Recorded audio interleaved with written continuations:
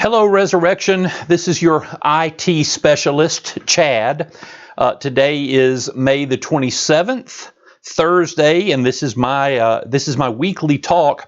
So we are back in the church. We're having limited crowds in the church, and we're following all of the rules about social distancing and the limit of crowds and where we can sit and how close in proximity to each other and wearing masks in church and whatnot. And I will tell you that on Sunday, I found that particularly difficult. Now, I know that for many of us, we were so happy to be in church that we didn't notice it as much. But I suspect that as we continue to move on in this very strange time, I think church could get difficult for us. I thought it was really hard to keep the energy up on Sunday with a small crowd, everyone wearing masks. When everyone is covered like this, it's difficult to read people. It was hard for me to see how people were doing, how people were feeling.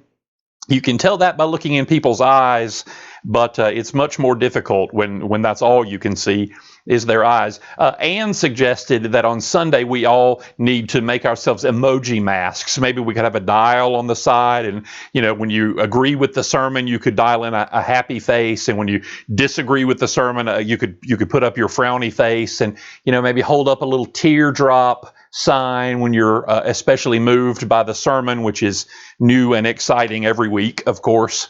But it was difficult for me on Sunday, and I think it probably will I think it probably will be difficult more and more as we go on.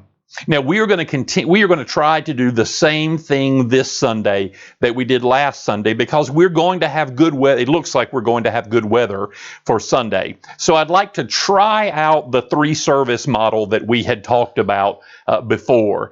8 o'clock, right one, and that 8 o'clock service seems to be a fairly normal 8 o'clock crowd. It was good to see everybody, and that service felt pretty good to me. Then the 9:30 crowd was much smaller than I was expecting. Memorial Day weekend could have had something to do with that. The weather could have had something to do with it, but it was much smaller than I was expecting. And then we did have a couple of families that showed up at 11 because we hadn't been able to communicate as effectively about the 11 o'clock with those families. But it looks like all 3 services will be on this Sunday. And let's use this Sunday to try those out. If we have good, healthy crowds at all 3 times, then we'll continue to do all 3 services. But who knows, we may decide to go back to our normal 2 services. But I'll talk more about that next week. 3 services this week, 8 o'clock, 9:30, or 11 o'clock. Anne will send out in your weekly email the links that you need to make a reservation for those. And of course, like we have been doing for several months now, we will continue to broadcast. We will do that at the 9:30 service, and then you can always watch that recorded on YouTube or Facebook. You'll get those links in your email as well. So we'll make those calls coming up. Deacon Susie has been pleased as punch at the work we have all been doing, donating food to keep the food bank at the Church of the Advent going. Church of the Advent's doing good work with that food bank right now. So I would encourage you to continue bringing that food. The little red wagon will be back in the back of the church again this Sunday, so you can drop things there, or you can always drop them in the bins, which are located outside the doors of the church, and you can do that at any time during the week. That's why we leave those outside.